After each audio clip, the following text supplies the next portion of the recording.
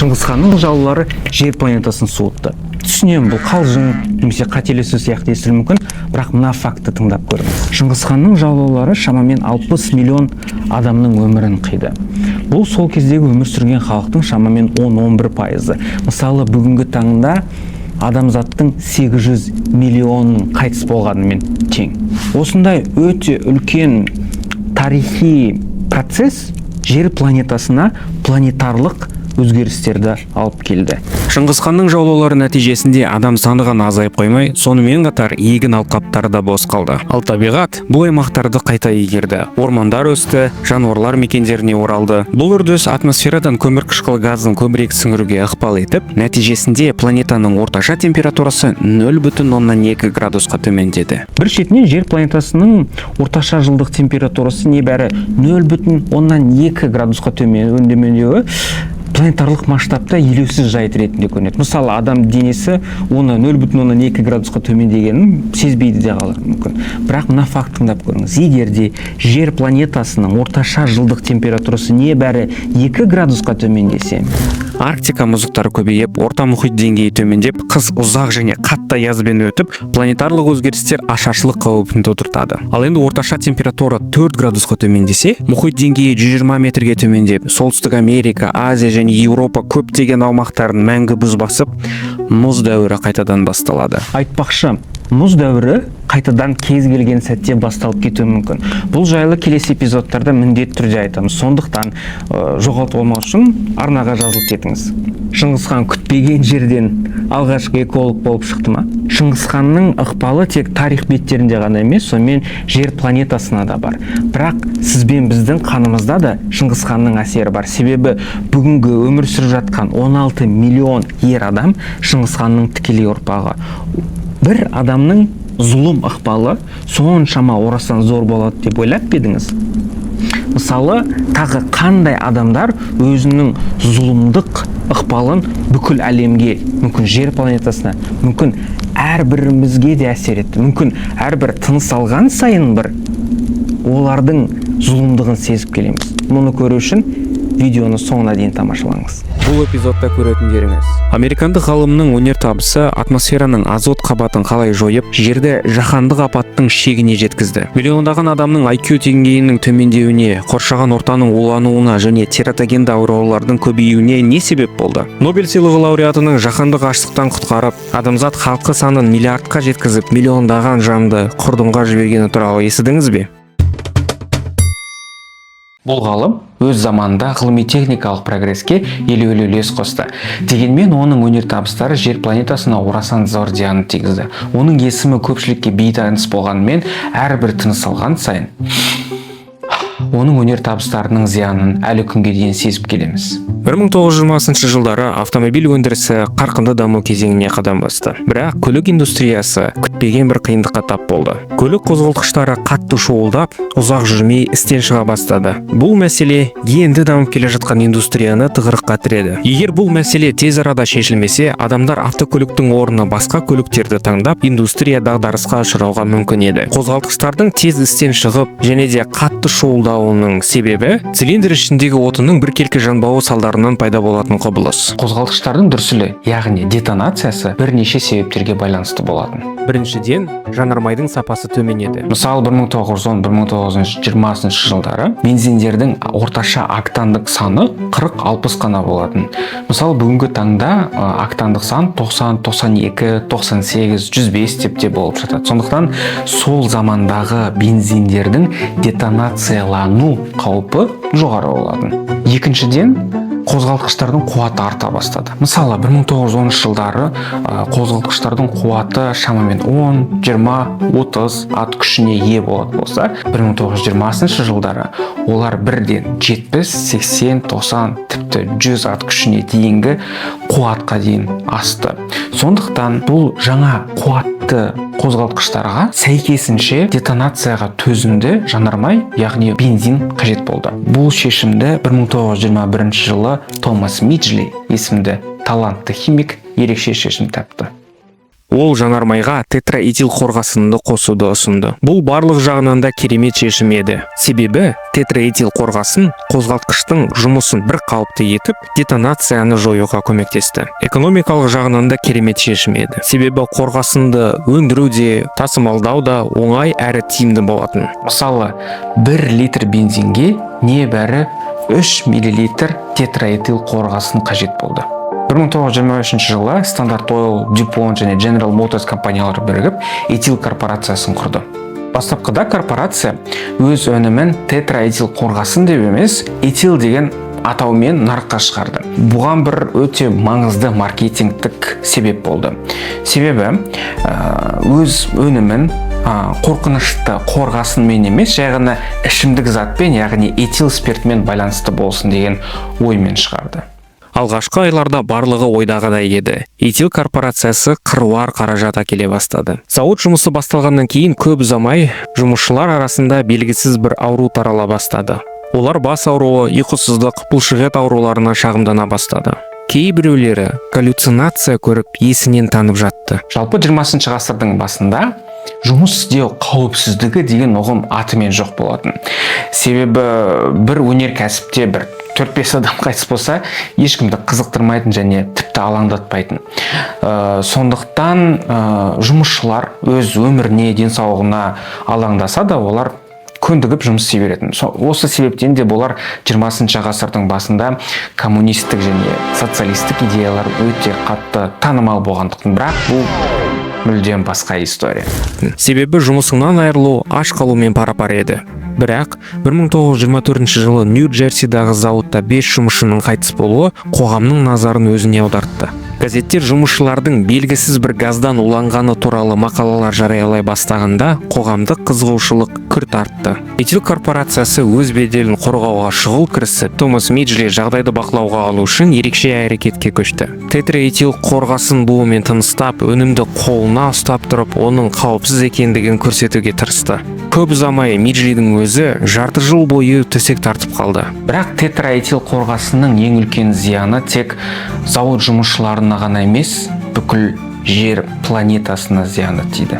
Қорғасынмен байытылған бензин атмосфераға тарап, жаңбыр суымен араласып, жерді, суды және тірі табиғатты улады. Осы сәтке дейін көріп отырсаңыз, демек сізге видео қызық болды және ұнады деген сенімдемін. Сондықтан ұнайды батырмасын басып, арнаға жазылып қойыңыздар. Себебі сіздер үшін ол бір-екі ғана қимыл, ал мен үшін өте үлкен көмек. Алдын ала рахмет сізге. Тетраэтил қорғасын күтпеген жерден экономика мен тіпті қоғамға да әсерін тигізді. Тетраэтил қорғасын балалардың жеке жүйесін зақымдап, олардың интеллектісін төмендетіп, агрессиясын арттырады. Мысалы, 1970 жылы жүргізілген зерттеулер ерекше тұжырымға келді. Автомагистральдарға неғұрлым жақын орналасқан отбасыларындағы балалар IQ-ы соғұрлым төмен болған. Яғни автомагистральдарға неғұрлым жақынырақ орналасқан сайын балалардың интеллектісі соғұрлым төменірек болған. Яғни автомобильдерден шыққан қорғасынмен байытылған улы газдар балаларды улайтын болған. Сондықтан автомагистральдар неғұрлым жақын болса, балалардың IQ соғұрлым төмен болады. Керісінше, неғұрлым алыс орналасқан IQ орташа деңгейі жақын орналасқан балаларға қарағанда жоғары болған. Сол себептен олар жеңіл университетке түседі.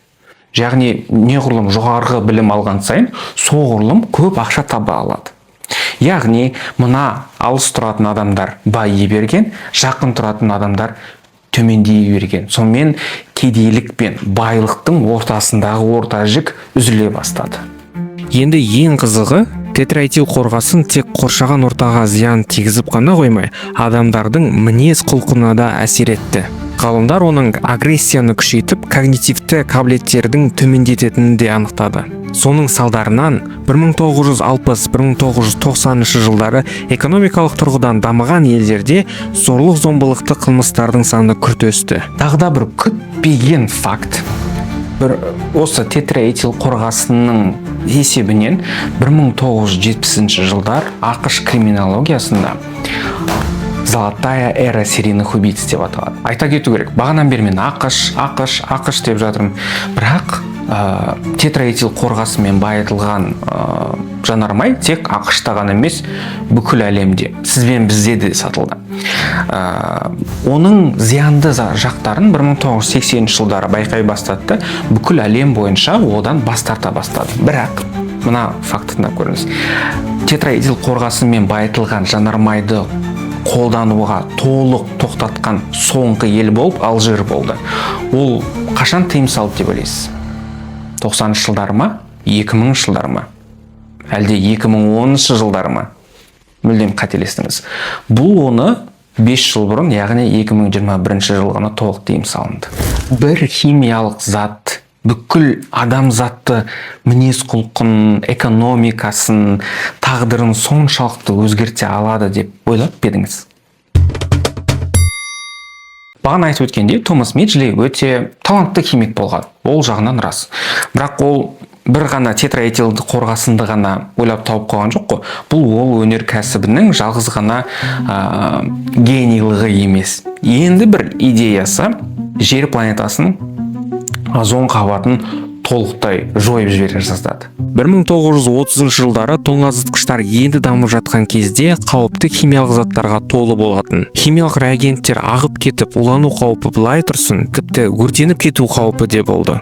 Тоңазытқыштарды қауіпсіз ету үшін Томас Меджли жаңа химиялық затта хлор-фтор көміртекті ойлап тапты. Оның басты артықшылығы улы емес және тұтанбайтындығы болды. Дюпон компаниясы хлор-фтор көміртекті Фреон деген сауда маркасымен нарыққа шығарды. Алғашында Фреон толықтай қауіпсіз деп саналды. Ал Дюпон бұл газды экологиялық таза әрі мінсіз шешім ретінде жарнамалады. Соның нәтижесінде 1930-1980 жылдары Дюпон компаниясы Фреонның арқасында бүгінгі таңға шаққанда инфляциямен есептегенде 16 миллиард доллар пайда көрді.